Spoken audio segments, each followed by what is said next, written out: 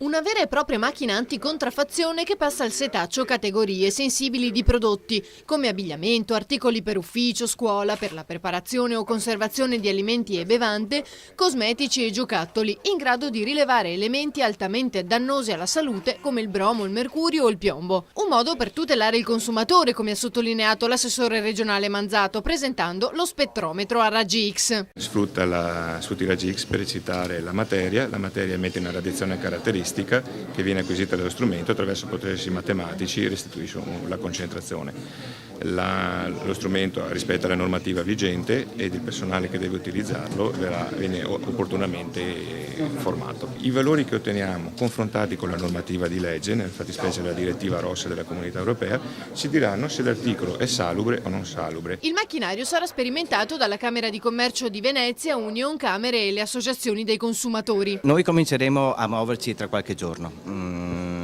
Verificheremo la presenza di questi indizi di metalli pericolosi. Ovviamente questo, ci tengo a rilevarlo, non significa che sussista una pericolosità certificata del prodotto, è però un indizio grave.